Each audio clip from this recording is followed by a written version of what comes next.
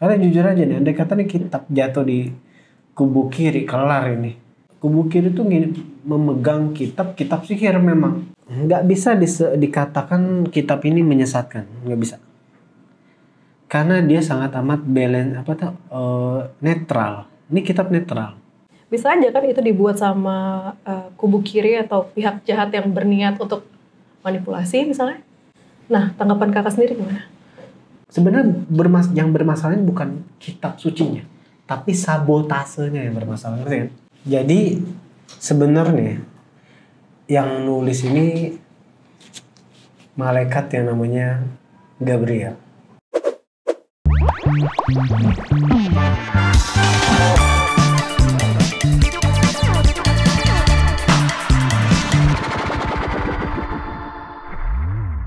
Hai semuanya, selamat datang di SKN Entertainment Channel. Kembali lagi bareng aku Kadek Dan Adam Lesius. Udah lama banget kita nggak ngonten, udah sekitar sebulan. Oh, kayaknya setahun. Oh kan ya?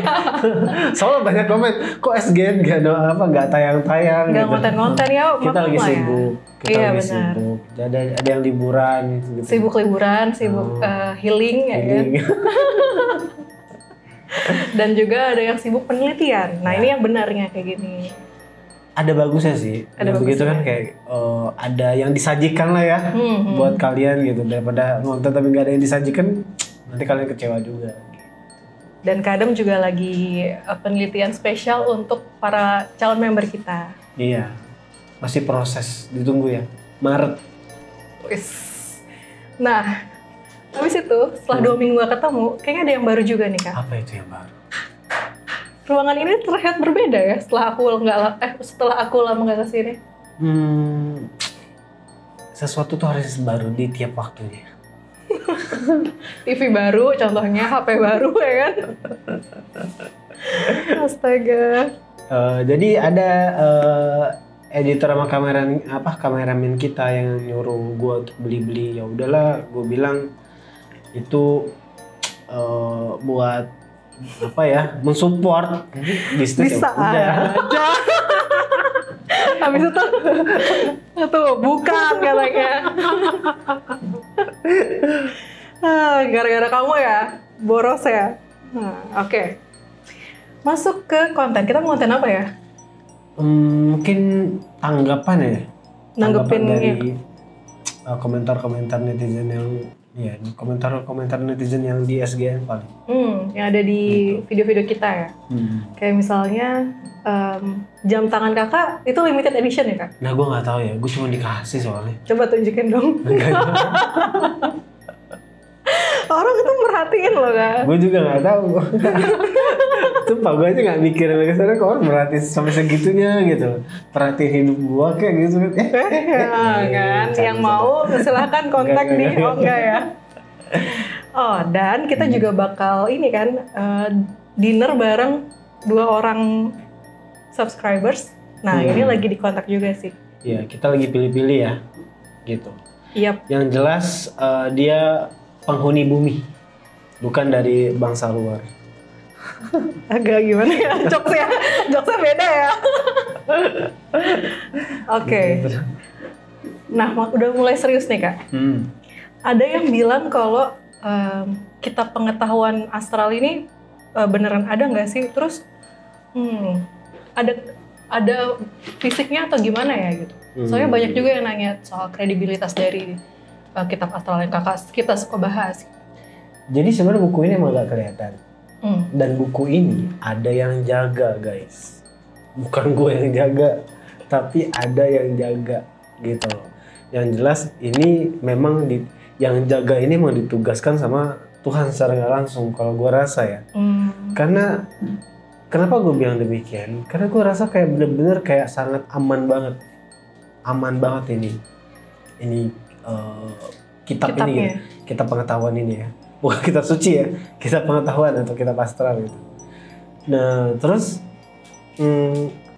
jadi sebenarnya nggak semua orang bisa ngakses nih kitab. Jadi kalau gue mau kasih nggak mungkin ya gue nggak tahu kan yang jaga bukan gue.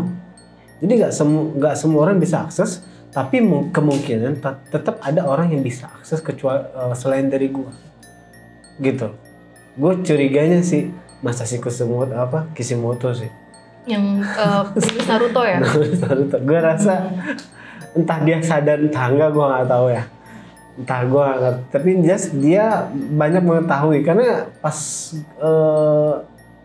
karya-karya dia tuh kayak ya banyak tahu gitu loh.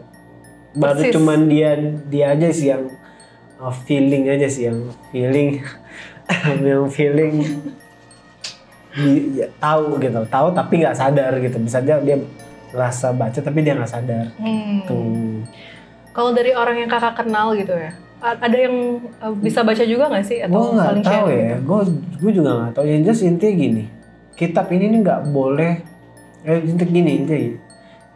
Kitab ini cuma bisa dipegang sama orang yang egonya kecil banget. Kenapa gue bilang demikian? Gue pribadi ada momen dimana gue lagi penelitian, tapi ego gue lagi tinggi. Itu gue nggak dapat informasi apa-apa, blank semuanya, kacau. Jadi kayak kacau gitu loh, kayak ngeblank. Dari situ gue sadar nih, ini kitab ada aturan gitu, ada aturan yang nggak bisa sembarangan gitu. Kalau ada istilah kasarnya kita di fase ego gede, dan ini kitab nggak bisa dibohongi. Dia tahu, dia kayak udah, kalau kita masih menyimpan itu ya kita nggak bisa baca. Oke. Berat gitu, ini kitabnya berat buat. Jadi intinya bukan gue yang jaga, tapi memang ada penjaganya. Pokoknya di situ. Yang jaga ini memang ditugaskan. Kalau gue rasa sih nggak mungkin, istilah kasar nggak mungkin. Ini masih ada campur tangan Tuhan sih kalau gue rasa sih. Karena jujur aja nih, andai kata nih kitab jatuh di kubu kiri, kelar ini. Tapi gue nggak tahu ya, gitu. Karena yang gue tahu juga kubu kiri tuh memegang kitab sihir memang. Nah, gue juga belum tahu. Karena ada dikatakan di apa?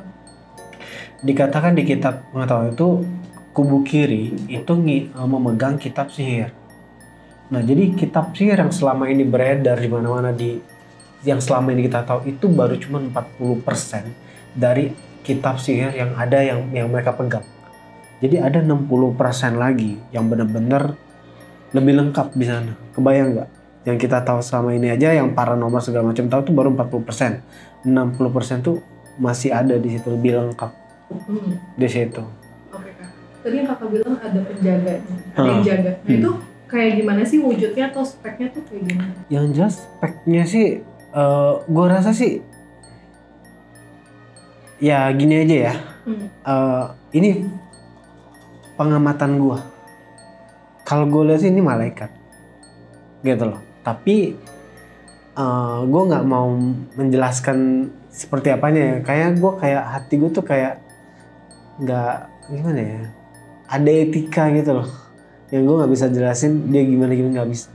Gue masih punya sadar diri bahwa ya gue tuh manusia biasa gitu loh, kayak nggak perlu ada yang gue jelasin tentang dia juga gitu loh, gitu sih. Nah intinya gitu sih, jadi ada yang jaganya. Jadi tapi gue nggak tahu nih yang jaganya yang nulis ini masih ada hubungan, yang jaga ini sama yang nulis ini masih ada hubungan. Yang nulis siapa? Yang nulis beda lagi, atasannya lagi. Ngerti gak? Atasannya lagi. Kalau Kakak lihat ini lebih ke arah yang baik atau menyesatkan atau gimana ya? Lebih kalau nggak bisa dikatakan kitab ini menyesatkan, nggak bisa. Karena dia sangat amat netral. Ini kitab netral.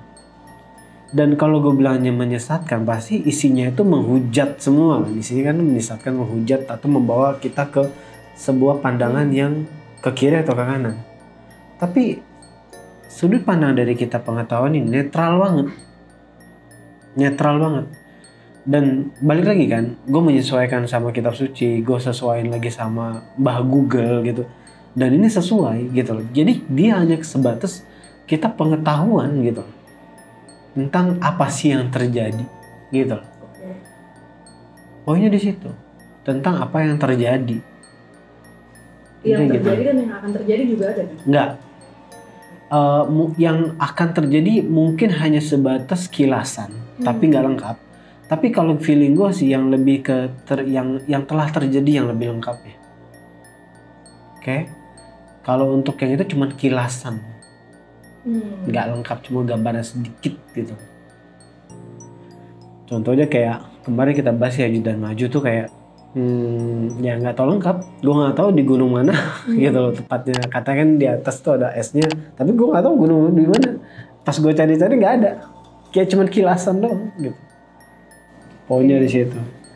Dan berarti kitab ini tuh lebih kayak menceritakan suatu tragedi gitu. Nah, ada why-nya nggak sih? Atau kenapanya suatu kejadian itu terjadi? Nah, jadi ada beberapa, nggak ada iya, ada beberapa ada yang enggak. Jadi gua nggak bisa bilang selengkap itu enggak, karena kadang-kadang cuma kutipan doang. Kadang kutipan, terus bawahnya lagi beda lagi tentang apa, terus ada gambar doang gitu, kadang-kadang kayak gitu doang. Cuman ada memorinya doang, jadi gua harus mengkoreksi karena scanning gua ke memori itu, akhirnya gua dapat informasi dari memori itu gitu, ngerti? Jadi itu kakak lebih ke baca, lebih ke ngelihat visual, atau lebih ke baca gimana sih? Jadi ada tiga sistem di buku itu. Ada memang dia kutipan harus baca. Ada yang kutipan memori. Ada kutipan gambar doang. Dulu terjemahin itu. Jadi tiga-tiganya gue harus menggunakan tiga sistem itu. Karena terkadang yang gue cari pakai sistem scanning. Ada nanti sistem baca gitu loh. Pokoknya gitu. Tapi bacanya nggak ya tetap dalam konsep scanning tapi kayak tulisan gitu kan. Nah, berarti kalau misalnya kayak gitu, kakak lebih ke baca atau kakak nanya dulu baru dia ngejawab? Gue sekarang ini kalau dulu gue nanya, kan balik lagi gue nggak ada akses di kitab ini. Sekarang gue langsung lihat, gue nggak izin lagi gitu loh. Karena balik lagi kan mungkin dia berjalannya waktu, mungkin dia ngebaca hati gue gimana, gue juga ngerti kan perhitungan dia ya. Akhirnya dia ya udah lu baca aja sendiri, kata dia gitu.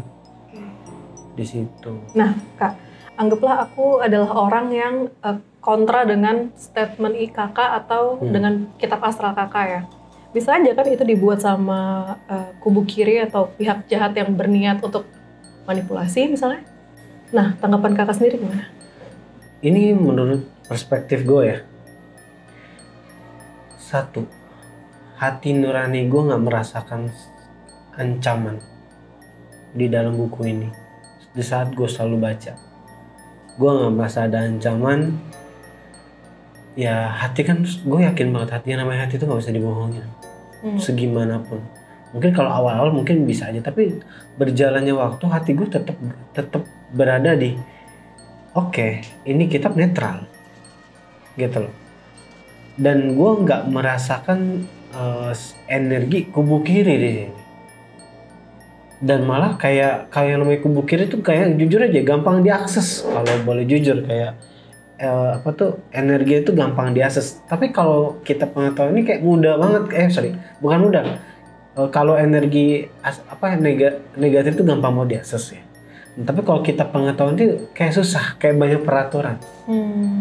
Kayak banyak peraturan sampai logika aja ya. Intinya membaca kitab harus nggak ada ego. Ngerti?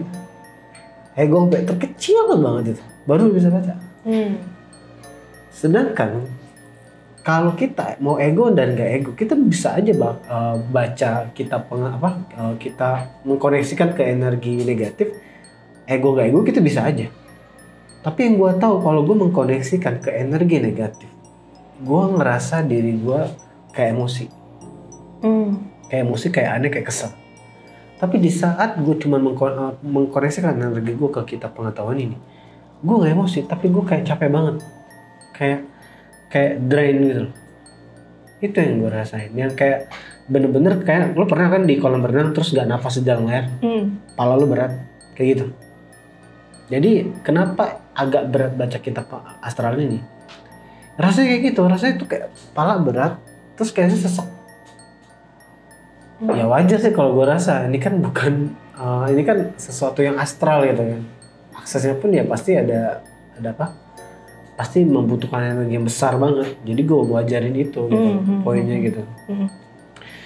Nah, terus ya buat gue sih kitab ini aman sih. Sepanjang perjalanan gue megang kitab ini sebenarnya dari dulu secara nggak langsung aman-aman aja. Aman-aman aja. Oke. Gitu loh. Ya aman sih, gue nggak merasakan ada apapun nih. Malah gue ngerasa kayak pengetahuan gue nambah. Pada akhirnya gue juga belajar. Oh iya juga ya gini. Iya sih.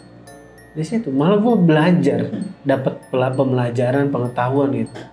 Bukan gue makin kayak benci dengan sesuatu, kesel dengan sesuatu, enggak.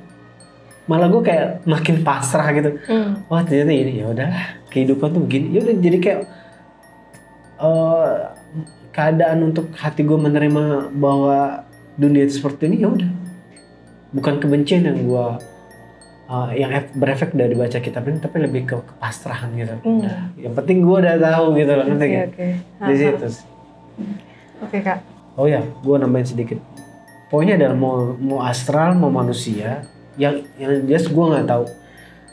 Yang menentukan itu si penjaga, bukan gue. Oke, gue tegasin bukan gue yang jaga nih kitab nih. Ada penjaganya. Feeling gue dari perspektif gue ini malaikat. Tapi kalau lo tanya seperti apakah dia, jujur mulut gue berat menjelaskannya. Karena gue masih ngerasa gue manusia. Kayak nggak layak gitu loh, kayak menjelaskan gimana, kayak mending isinya aja deh gue kasih tahu sama kalian. Kalau untuk menjelaskan sampai lebih dalamnya tuh kayak nggak layak aja sih. Gue masih punya etika di situ gue rasa. Oke. Gitu. Kak, maksudnya aku sebenarnya ngerti sih sama orang-orang yang bilang kalau ini tuh yang megang dari kubu kiri atau dari ya pokoknya dari kubu kiri lah gitu. Karena mungkin menurut mereka statement-statement yang ada di buku itu banyak lebih pro ke malaikat atau ke maksud dan kontra ke manusia gitu.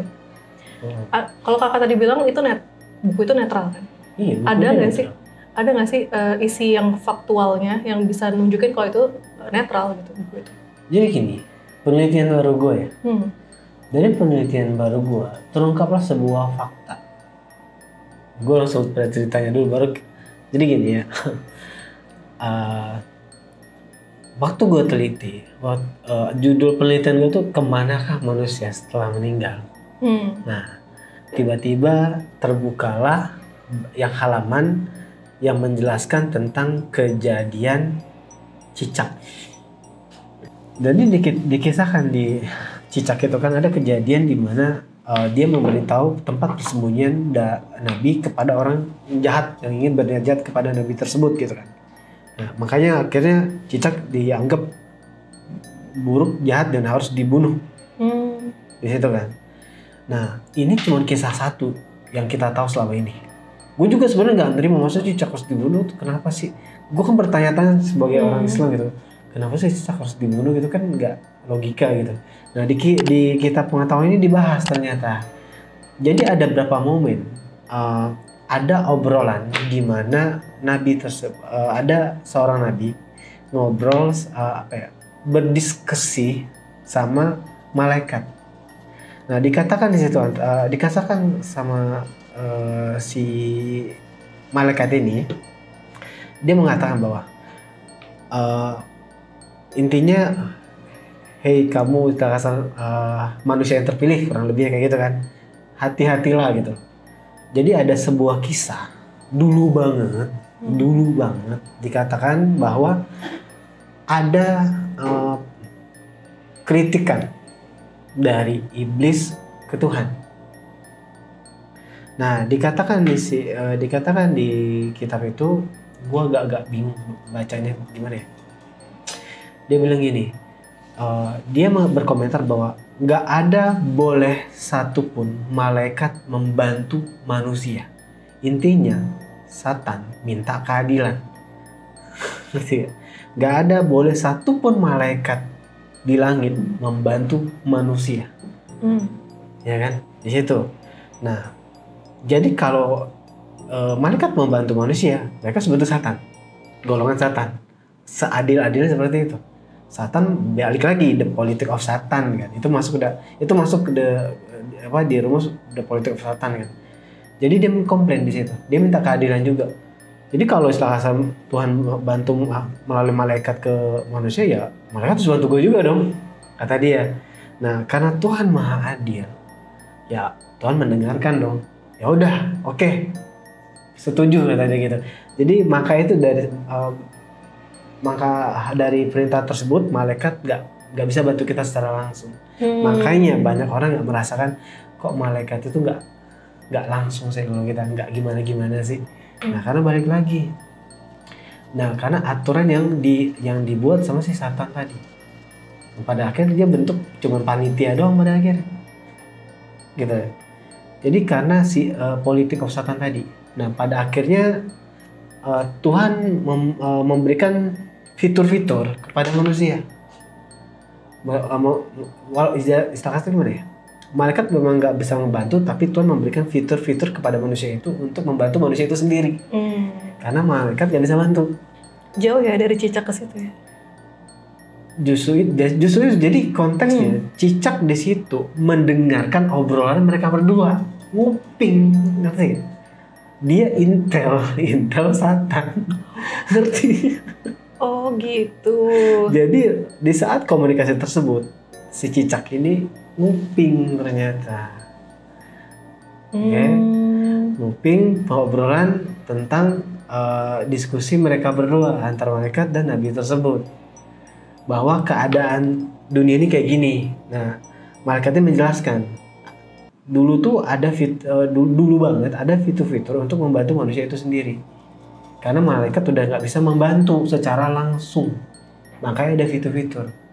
Nah, salah satu fitur yang gue tahu adalah ya karena si roh suci, leluhur, itu semuanya dulu ada fitur-fiturnya dulu. Tapi karena Satan sudah tahu, disabotase lah semua fitur itu. Ngerti gak? Kan yang kita tahu sebenarnya ada banyak fitur, gue masih teliti.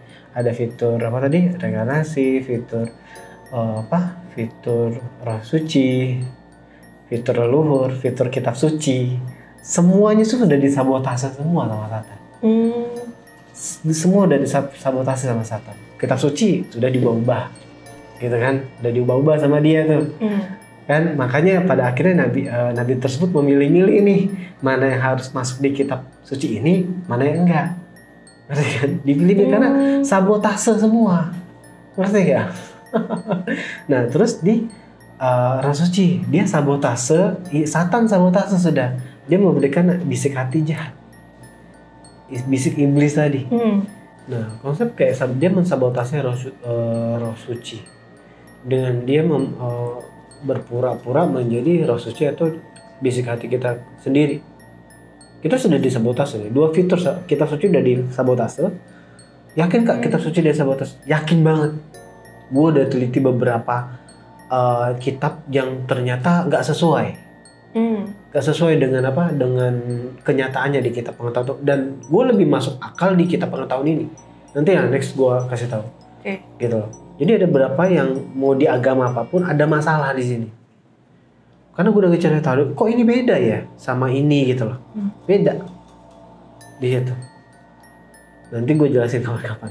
Terus intinya kitab suci disabotase. Nah yang gue harus sadar bahwa di saat sebuah kitab suci itu adalah fisik, tahu-tahu dia sudah berubah, berarti kan ada bentuk fisiknya dari astral itu sendiri atau Satan itu sendiri. Nah gue nggak tahu ya gue rasa sih keturunan Satan tuh ada fisiknya sih. Gimana caranya gue nggak ngerti, intinya dia ada. Karena nggak mungkin kan manusia iseng-iseng terus sabotase gitu. Kayak nggak berguna gitu, kayak nggak ada alasan gitu. Ya. Iya sih. Terus sabotasenya dia tahu lagi mengarahkan kemana agar dia manusia tuh sesat malah bacanya. Ngerti gak? Di situ. Kitab suci sudah ditebak sabotase. Ada contohnya nggak? Yakin, contohnya. Contohnya, coba. Jadi dikatakan intinya gini. Sebenarnya agak sensitif sih. Gini aja deh diumumin, nggak usah dikasih tahu ini kitab apa dan di ayat apa. Jadi umum aja apa jadi apa. Di kitab itu kan dikatakan kayak udah sensitif sih. Kayak katakan di surga kan ya. Nah di surga itu kan katanya menggauli tugas dari kerjaan atau tugas di sana hanya berfokus pada menggauli bidadari di sana gitu. Ternyata di kitab suci itu kan di kitab suci. Dan itu sebenarnya bukan kitab suci, tapi ada omongan orang sebenarnya. Tapi ada di kitab suci itu. Nah, terus di kitab pengetahuan beda. Dikatakan di sana tuh di saat kita di sana, kita tuh nggak akan ada hawa nafsu lagi. Hawa nafsu kita tuh diperkecil. Nah, dia memberikan sebuah rasa ke hati gue. Ini loh nafsu lo kalau lagi di surgawi itu begini. Dia kayak memberikan rasa kayak ya cowok atau cewek kalau lihat orang tua, kayak lihat nenek, kalau nggak lihat kakek, ya pasti kalian tahu lah rasa kita para pria gitu melihat nenek-nenek gitu kan. Ya lo tau lah hasrat lo semana, atau wanita ngeliat kakek gitu. Pasti ya gue nggak tahu kalau fetish, saya beda urus kalau fetish, tapi menganalogikannya rasanya kayak gitu, kayak nggak ada rasa. Gitu. Nah, buat gue juga masuk akal di kitab pengetahuan, karena buat gue pribadi, kita tuh kalau sudah mengeluarkan cairan tersebut, bener-bener gue ngerasain pribadi aja nggak ada perlindungan di situ kalau kita nggak bersih-bersih.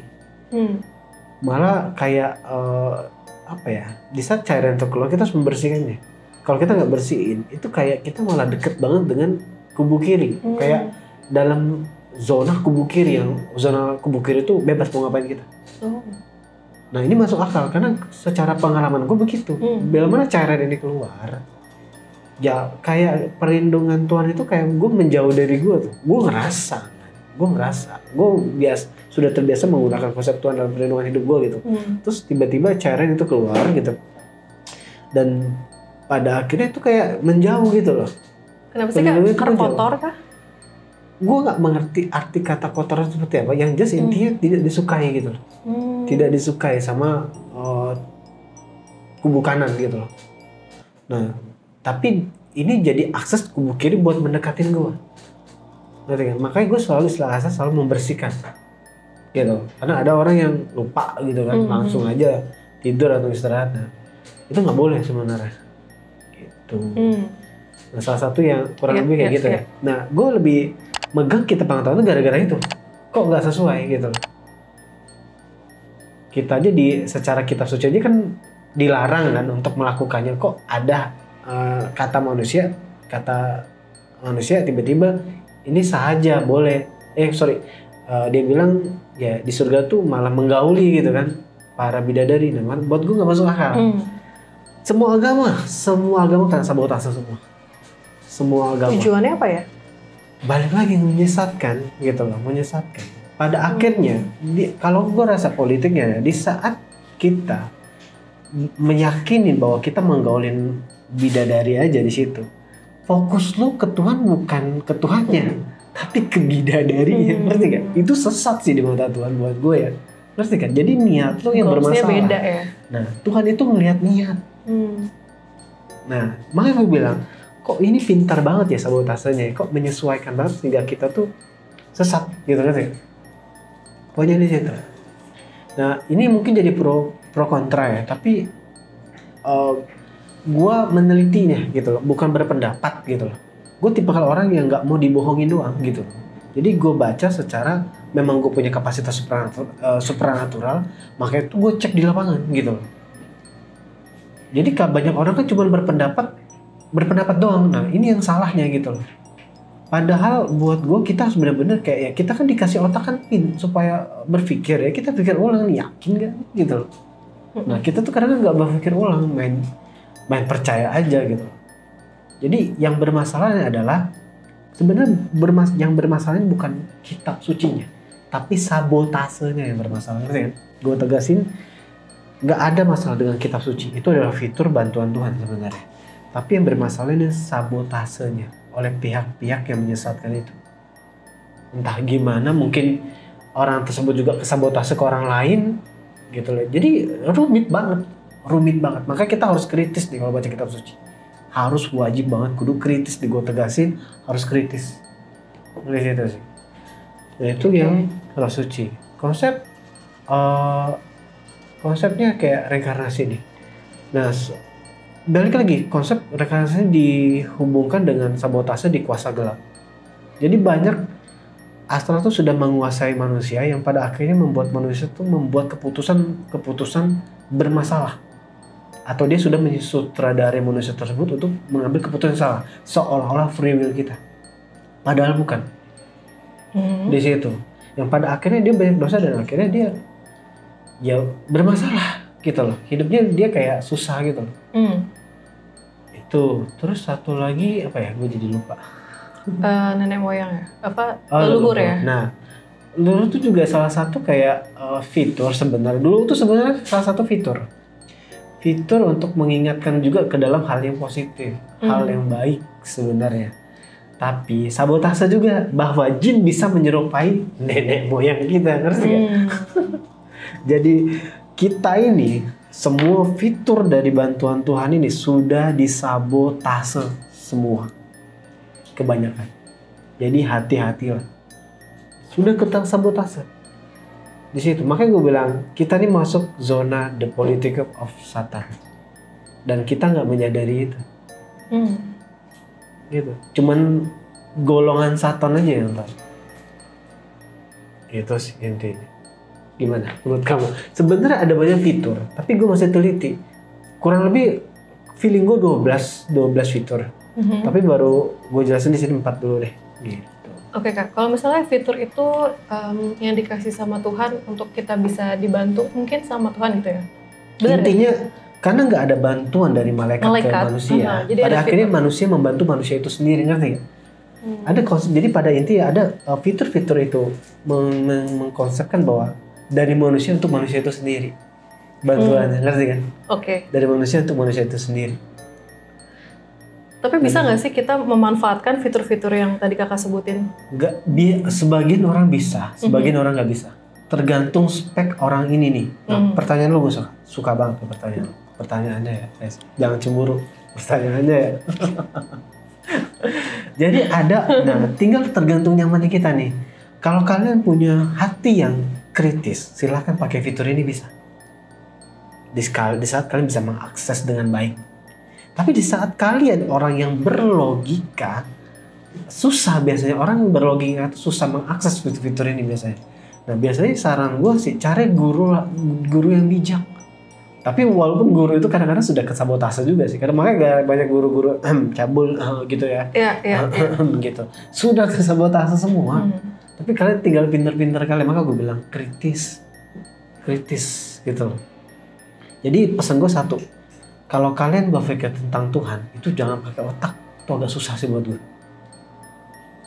Pikir pakai hati gitu aja sih. Jadi ada yang bisa pakai fitur ini, ada yang enggak. Tinggal tergantung kalian mau akses apa enggak. Yang penting satu, jangan menduakan Tuhan di situ. Itu aja sih pesan gue. Ini hanya jalur-jalurnya kan, dan cara-caranya. Iya, buat ibarat itu kita dibantu gitu loh. Supaya kita nggak salah jalan, salah ngambil langkah gitu loh. Nah kayak ibaratnya kayak fitur kuasa gelap tadi. Emang nyerang fitur kuasa gelap tuh nyerangnya gimana Kak? Jadi dia sudah menyutradarain diri kita. Biasanya dia udah ngambil 60% pemikiran dari 100% pemikiran kita asli. Dia udah ambil jatah 60%. Nah misalkan dia akan ngecek nih manusia ini lemahnya di mana?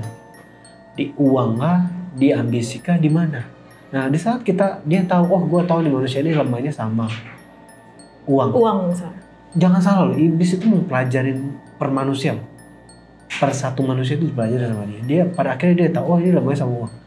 Nah di saat dia sudah tahu dan dia menguasai manusia tersebut, pada akhirnya dia akan membawa ranah manusia ini ke dalam kuasa gelap atau keputusan yang salah.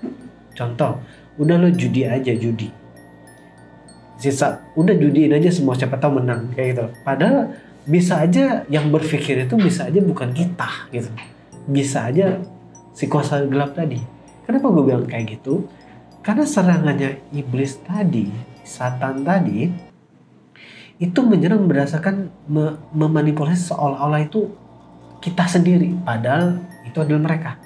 Dia tampak persis seperti kita. Perbedaannya antara 11 sama ini 11-12. Tipis banget. Di situ. Jadi kalau kita sudah dikuasai kuasa gelap, udah tuh biasanya kita suka ngambil keputusan salah yang pada akhirnya kita bermasalah terus hidupnya. Di situ. Kayak akhirnya kita nggak maju-maju. mau maju dikit malu nggak pede nggak ini kayak gitu. Ujungnya kayak bisa kita sama pikir itu kita gitu. Padahal buat gue itu bukan kita, itu mereka. Karena coba aja ya, kalau ini bagian sensitif aja. Di saat kalian diserang dengan suatu masalah kekhawatiran yang nggak penting gitu, coba hujat aja iblis di dalam, setan di hati lo, pasti ada komentar. Bagian sensitif doang nih yang ngerasa gitu. Jadi silakan hujat. Gue pribadi gue hujat mereka, hujat dalam konteks lo pergi, gue kata-katain. Setelah gue bener-bener mempercayai dia, baru ada kutipan, bangsat nih manusia ini nih, awas lu nanti gue bakal sesatin lo. Ada kutipan kayak gitu. Di saat gue mencoba untuk menolak sugesti dari mereka yang jahat ini gitu. Poinnya di situ. Apa? Oke. Karena aku sensitif nih Kak. Coba aku hujat ya. Enggak. Kamu hujat di saat dia lagi bekerja. Ngerti nggak? Oke. Dia juga bekerja berdasarkan momentum. Momentum apa Kak? Momentum di mana manusia kena masalah. Di saat manusia kena masalah, orang nggak pakai ini, pasti pakai ini. Kebanyakan. Di situ balik lagi kan dia bekerja di hati, dibisikin di sini pasti. Jadi lebih gampang mereka. Jadi juga menyerang berdasarkan momentum, bukan kayak on time secara continue tuh. Berarti sebenarnya kan fitur-fitur itu kalau kita manfaatin atau kita itu sebenarnya info yang bagus juga kan buat kita. Oh berarti kita bisa nih dibantu sama Tuhan atau segala macam kan. Nah untuk detail kita harus ngapainnya, boleh nggak sih Kak jelasin gimana fitur itu bisa kita pakai? Gue jujur belum sampai ke dalam banget ngebacanya, kan kepala gue pusing banget kemarin gitu loh. Jadi gue tuh udah penelitian tiga kali. Satu kali gue gagal. Waktu itu gue ngerasa ada ego karena lagi banyak kerjaan kan, gue kayak gerusuk. Jadi ada ego di pertemuan kedua nih sama teman-teman gue gitu loh. Pada akhirnya gue cuman jadi yang benar-benar efektif tuh di pertemuan kedua 2 kali doang di situ. Jadi belum ke dalam banget sih untuk mengetahui sistem menggunakan fiturnya dengan benar tuh gue belum. Ya paling ya next time kalau gue jelasin fiturnya paling cuma buat di member doang sih, karena banyak yang sensitif sih, makanya gue taruh di member doang fitur-fitur itu gitu. Oke Kak, ya jadi ngomongin soal membership, sebenarnya membership itu belum dibuka ya. Kan teman-teman juga udah pada komen tuh gimana caranya join membership dan segala macam. Membership ini bakal official kita buka di tanggal 1 Maret. Jadi konten-kontennya lagi dipersiapkan sama Bapak Adam. Jadi yang nanyain jangan lupa 1 Maret langsung join member. Cek di mana? Ceknya di mana tuh? Ceknya di community guys. Terus abis itu ngomongin apa ya? Cicak. Apa ada lagi nggak yang soal fitur-fitur itu? Oke. Untuk kita pengetahuan segini dulu kali, untuk fiturnya segini dulu kali, karena butuh observasi lebih lanjut lagi kan. Oke. Jadi ya support kita lah guys ya, dengan cara subscribe kita, follow, nonton iklan, jangan skip gitu. Itu buat apa ya? buat support, nangis dong. Buat support gue gitu loh. Oh iya, dan ini dong Saweria kan. Ya bagi yang mau nyawer kayak yang, jadi gini guys, sebenarnya gue tuh ada beberapa orang juga yang ngerti gue nggak sendirian, gue butuh bantuan juga kan. Jadi ya buat inilah cemilan. Buat cemilan ya. Buat cemilan kidding. Tapi boleh deh yang mau donasi silakan, boleh, nanti kabarin ke kita. Gitu. Yang jelas pasti ada spesial yang menarik sih dari gue kalau ada donatur. Itu sih. Soal fitur-fiturnya itu dulu kali ya. Itu dulu aja. Sebelum kita balik ke kitab pengetahuan, aku mau nanya trivia yang agak absurd sih. Ngomongin cicak ya.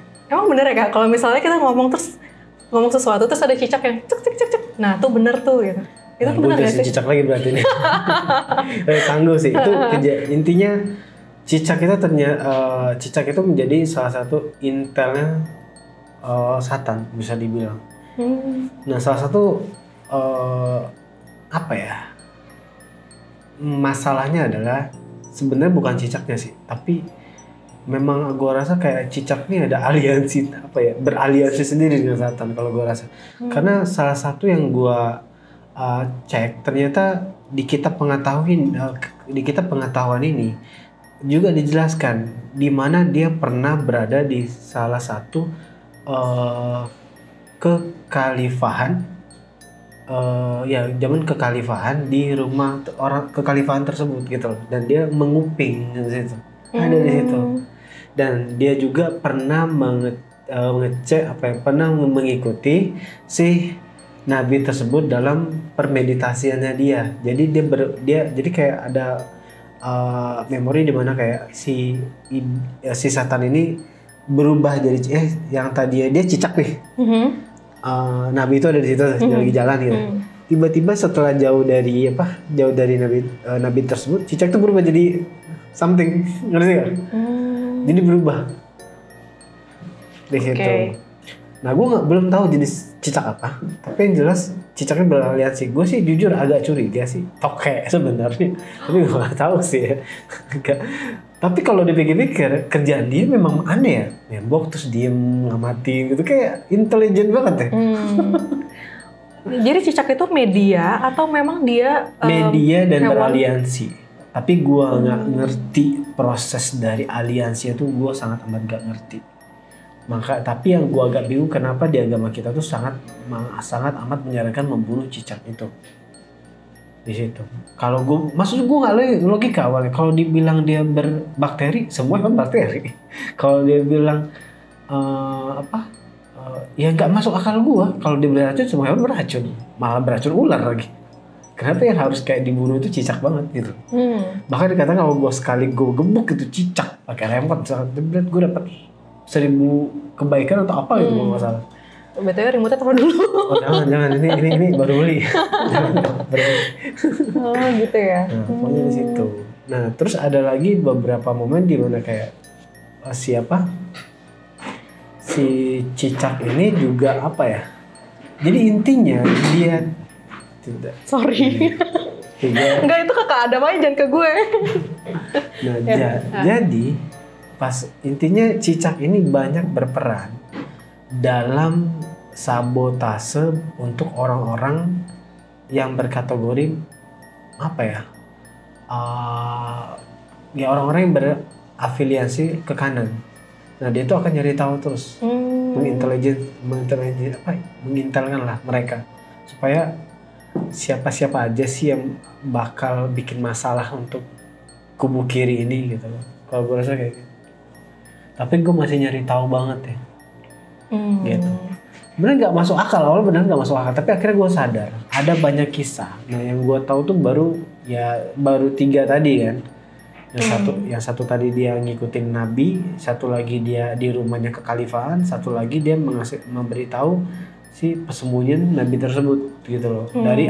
Dari ancaman orang lah gitu loh, yang ingin menyakiti sang Nabi gitu. Sampai sini paham? Dan pastinya dia dengerin Nabi dengan Tuhan malaikat itu. Intinya dia mendengarkan dan menguping. Gue rasa juga dulu di agama-agama lain sebelum agama yang ada sekarang ini, itu dia pasti nguping gitu, nguping, dan dia akan memberitahu, dan akhirnya dia bisa sabotase. Fungsinya dia mengetahui, pada akhirnya dia sabotase, ngerti gak? Di situ. Nah, salah ya kalau gue rasa sih ya susah sih gue bilang. Kalau ditanya fitur-fitur lebih dalam lagi, gue belum bisa komentar deh, nanti deh untuk itu deh. Oke. Gitu sih. Oke Kak. Nah, mau ngomongin ini nggak deh Bang? Kenapa dia selalu ada di sini? Dia ini Lucifer kan? Ya kurang lebih Lucifer tuh tampilannya kayak gini lah ya. Dia kayak Eropa gitu. Rambutnya agak keriting, terus matanya itu pas gue cek di kitab pengetahuan tuh matanya tuh nggak ada warna hitam, jadi kayak putih semua udah. Kakak bisa lihat? Di kitab itu diterangkan. Ya balik lagi kan gue cuma membaca, bukan melihat langsung ya. Gue baca Gue ngecek di situ. Jadi gue cuma menjelaskan apa yang gue baca ke kalian. Oke. Gitu aja. Jadi intinya kitab ini netral ya, sudah gue jelaskan ya. Dia ngebahas tentang Mother Father, tapi dia juga ngebahas the politics of Satan. Betapa luasnya sabotase Satan terhadap manusia. Di situ. Jadi ini netral banget. Jadi aman buat dikonsumsi. Oh, bukan. Nah Kak, kan Kakak dari kemarin juga udah ngomongin kitab astral ini ya. Emang yang nulis siapa sih Kak? Oh, harus jawab ya? Ya, penasaran siapa yang nulis? Jadi sebenarnya yang nulis ini malaikat yang namanya Gabriel. Sebenarnya. Ini nggak apa-apa ditampilin. Nggak apa-apa. Yang nulis ini namanya malaikat Gabriel. Jadi dikisahkan di kitab ini dalam penciptaan Gabriel pertama kali. Gabriel diberikan sebuah kekuatan atau kehebatan. Ya, jadi kayak ada tangan, seolah kayak gambaran tangan Tuhan kayak giniin Gabriel. Dan ini tiba-tiba ini kepalanya terus kayak putih gitu. Nah, Gabriel dikisahkan di situ diberikan kekuatan, diberikan kekuatan itu mengetahui mengetahui semua kisah atau sejarah yang diciptakan Tuhan. Diberikan kekuatan tentang semua kisah atau sejarah yang diciptakan oleh Tuhan itu sendiri. Jadi Tuhan menciptakan apa dia pasti tahu. Ngerti gak? Makanya itu salah satu tugas dia adalah menyampaikan pesan. Ngerti kan? Menyampaikan pesan tugas dia. Baru gue ngerti nih maksudnya. Jujur gue pikir bukan dia awalnya yang nulis. Tapi pas gue baca ternyata Gabriel. Makanya itu dia suka nyampaikan pesan. Iya juga sih dia nyampaikan pesan ya. Rata-rata dia nyampaikan pesan sih. Masuk akal sih buat gue gitu. Nah, pokoknya di situ dia menyampaikan pesan di dalam apa ya, penciptaan dia pertama kali gitu. Jadi dia diciptakan dalam konteks diberikan kekuatan, kekuatan yaitu mengetahui segala macam bentuk kisah atau sejarah yang diciptakan Tuhan itu sendiri. Itu jadi dia sudah mencatat sudah lama banget dia mencatat sebelum bukan cuman kejadian Mother Father, dulu juga dia catat ada di situ di kitab pengetahuan gitu loh. Dan di luar dari bumi dan alam semesta? Yang gua cuman cek itu tentang jin, yang gua baru cek sebelum manusia itu ada di situ. Sama satu lagi sebuah kisah tentang Mother Father Satan Lucifer gitu.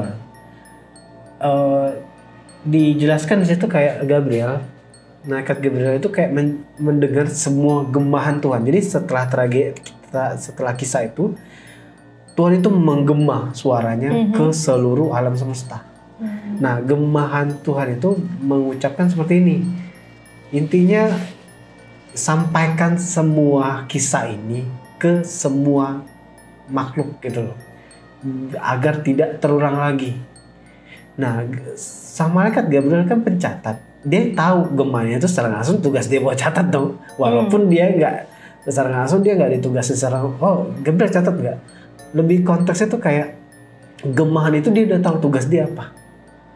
Nah jadi kisah dari Mother Father itu emang ya dia sudah ditugaskan buat mencatat. Itu kisah kedua kenapa gue bilang mereka Gabriel. Nah kalau lo masih ingat kejadian Lucifer disuruh dia kan waktu itu kan Mother Father disuruh makan buah sama atasan. Makan nih sebagai hukumannya kan. Mother Father makan, Lucifer lari kan kalau nggak salah. Lucifer lari, dia lari ke pos militer. Ya Lucifer, kita ngomong Lucifer, dia lari ke pos militer. Kita harus sadar, Lucifer itu adalah pemimpin para malaikat. Dan Gabriel adalah bawahan Lucifer, ngerti? Jadi di saat itu ternyata di pos militer tersebut ada Gabriel. Nah Gabriel itulah yang hubungan gue nggak tahu. Jadi secara pas gue baca kayak ada kedekatan sendiri antara Lucifer sama Gabriel.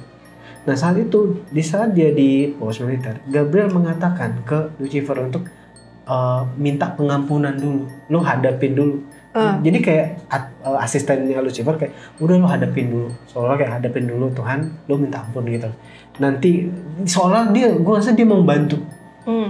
Nah, ya intinya Lucifer dan Gabriel, dan Lucifer dengerin hasilnya Gabriel, yaitu udah lo kalau agung hadapi Tuhan minta ampun. Karena ada kedekatan tadi kan, jadi Gabriel mengingatkan, pergilah mereka, Gabriel dan pasukannya. Gue rasa ada Mikael di situ. Nah pada akhirnya mereka kesana. Pas sampai di sana, ternyata Gabriel pun bersaksi untuk Lucifer sendiri. Gabriel mengatakan bahwa istilah kasar ya, Tuhan ampunin dong, dia sudah menjadi pemimpin yang sangat amat baik menurut Gabriel. Jadi kayak bahkan Gabriel pun bersaksi untuk keringanan Lucifer saat itu. Dia bersaksi. Nah, tapi pada akhirnya kan balik lagi Tuhan punya hitungan tersendiri yang pada akhirnya kayak ya udah. Akhirnya tetap Lucifer terhukum. Di situ akhirnya terpecah lah antara kubu malaikat yang pro Satan, kubu malaikat yang pro Tuhan. Pecah akhirnya dari situ kan. Pecah di situ. Pro Lucifer maksudnya. Iya, ada yang pro Lucifer, ada yang pro Tuhan. Di situ akhirnya pecah tuh. Nah, nantilah pas keributannya gue bakal bahas di next content gitu. Bakal seru sih, perang itu akan bakal seru sih. Nah, kurang lebih kayak gitu. Jadi yang buat bisa dibilang yang ya Gabriel itu memang yang menulis kitab pengetahuan itu, dia juga mencatat semua sejarah-sejarah yang ada. Jadi menulisnya gue tegasnya dalam malaikat Gabriel. Di situ. Sampai sini bingung nggak? Berarti yang termasuk ke fallen angel itu kan ada beberapa malaikat yang turun juga kan? Itu Gabriel juga termasuk karena dia ngebela. Tidak. Jadi kan gue bilang ada pro yang Lucifer, ada pro Tuhan. Kebagi dua saat itu. Gue nggak tahu hitungannya berapa, tapi yang jelas Gabriel Mikael pro ke Tuhan gitu.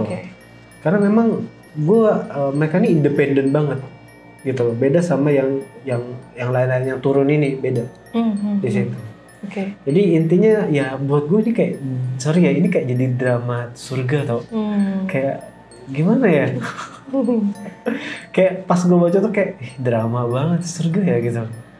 Dramanya sampai ke bumi lagi. Di situ sama kayak kasus tuh kan, atasannya kenapa-napa terus bawahnya pada bantuin gitu kan. Iya kan, dramanya sampai ke bumi. Yang lagi sekarang juga ya? Gitu, drama sampai ke bumi bu gitu. Ini sekadam aja sih ya, bukan aku. Ya gue cuma jajah sih ya drama itu sampai ke bumi. Bisa dibilang. Sampai sini paham? Agak ini sih mengejutkan sih, ya.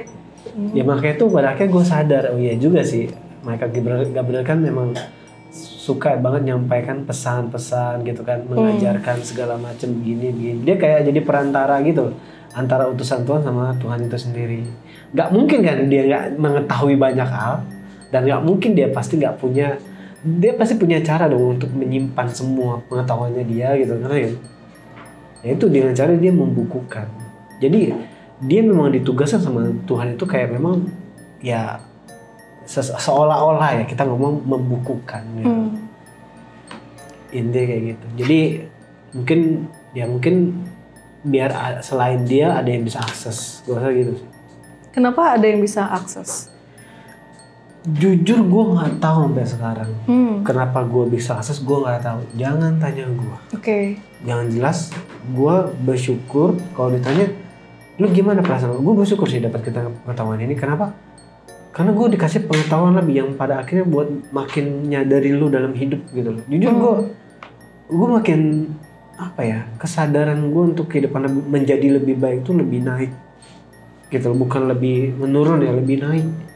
Jadi semakin gue tahu fakta, makin gue kayak ya udahlah gitu loh. Memang harus seperti ini gitu. Gue belajar pada akhirnya kayak lebih mendalami agama juga gitu kan. Sebenarnya nggak ada masalah di agama dan kitab suci tuh nggak ada agama. Agama buat gue tuh prosedur. Ya tinggal kita pilihnya yang mana gitu. Tapi balik lagi hati-hati, kritis aja. Kalau kalian merasa ini nggak benar, ya pinggirin yang nggak benar dulu. Yang benar aja yang kalian jalanin gitu loh. Jadi jangan sampai ada sedikit yang nggak benar terus kalian tinggalkan, itu salah sih buat gue. Di situ. Jadi kayak ya intinya oknumnya yang bermasalah, bukan kitab sucinya, tapi oknumnya. Di situ sih. Jadi harus kritis saat kalian membaca kitab suci dan mendengarkan ceramah pemuka agama. Hati-hati. Di situ. Gitu sih. Iya mungkin kakak juga the chosen one, orang yang terpilih ya. Sumpah gue nggak merasa kayak gitu sih. Gue nggak merasa kayak gitu. Gue merasa kayak gue biasa aja sih. Kayak gimana ya? Gue cuman kayak asik nih gue punya cerita nih, gue cerita sama kalian. Tapi kalau gue baca itu juga gue masa jadi berubah. Gue nggak tahu kalian ya. Gue balikin ke kalian masing-masing. Gue cuman kayak ngebaca terus gue kasih tahu kalian gitu aja. Gue nggak ada harapan yang gimana-gimana, enggak. Gitu loh. Tapi ya pada ya gimana ya, jujur gue cuma agak serem aja sih. Harusnya kita pengetahuan ini belum nggak muncul, tapi di saat dia muncul berarti kan something di bumi ini, berarti ada masalah apa gitu. Gue juga ngerti pasti ada something nih di bumi ini. Kan udah banyak kan berpola bahwa dunia itu udah mendekatin akhir. Semua agama lo mengatakan dunia ini udah akhir loh di situ. Makanya kayak ya mungkin kita pengetahuan juga salah satu kesempatan buat menyadarin kita gitu, ngerti kan? Karena sabotase the politic of satu udah parah banget sampai sekarang. Gitu aja sih. Jadi intinya apa ya? Kalian harus percaya Satan tuh ada. Serius harus percaya, karena dia eksistensinya nyata. Cuman kitanya aja mencuekkan itu, seolah-olah itu nggak ada. Padahal mereka tuh sangat ada banget. Tuhan sendiri nih ngomong, bukan gua. Di saat gue yang ngomong, lo boleh nggak percaya, tapi kalau Tuhan yang ngomong masa lo nggak percaya sih? Kayak gue tegas sekali lagi, ini kitab netral, aman buat dikonsumsi. Buat gue pribadi ini aman. Malah gue merasa lebih sadar. Nah gue nggak tahu kalian ya. Kita cukup tahu aja di kitab ini, biar kalian juga biar belajar lagi, biar observasi lagi lo gitu loh. Jadi intinya gue cuman kayak seseorang yang kritis, yang ya sama-sama yang buat ayo neliti bareng, ngerti gak? Gitu. Gak ada yang harus kalian pusingin di kitab ini sebenarnya. Justru kalian harusnya makin tertarik untuk baca kitab suci. Harusnya. Karena sebenarnya kitab suci itu kayak buat gue sekarang jadi kayak kitab pembelajaran gitu. Banyak hal yang akhirnya gue sadarnya banyak pelajaran. Gitu. Itu aja sih. Ada lagi nggak Kak kira-kira tentang kitab? Ada yang asik sih sebenarnya, tapi khusus member sih. Oke, apa tuh? Spill dikit lah ya. Jadi pas gue baca tuh ada yang asik banget, yaitu sejarah atau kisah tentang bangsa jin sebelum manusia. Bangsa jin. Jadi ada yang dulu diciptakan, atau istilahnya klannya Lucifer lah. Klan Lucifer dan Satan sih ini sebenarnya. Nah, diceritakan di situ jin ini dulu memang sudah diciptakan dan mereka mempunyai banyaknya kemampuan, kekuatan gitu loh. Dan yang menarik di situ dikatakan mereka itu sangat amat kaya sumber daya tumbuh-tumbuhannya. Jadi lengkap dari buah-buahan segala macam tuh lengkap banget di situ. Jadi bangsa jin ini istilahnya nggak ada istilah kelaparan, Nah, yang ada kutipan yang menarik di situ. Jadi sebelum bangsa jin ini dihancurkan sama Lucifer, gitu loh. Sama Lucifer, bangsa jin ini sebenarnya bangsa yang amat tentram, aman, damai gitu kan awal-awalnya. Dan selalu memberikan atau menyuplai ke istana Tuhan sebenarnya.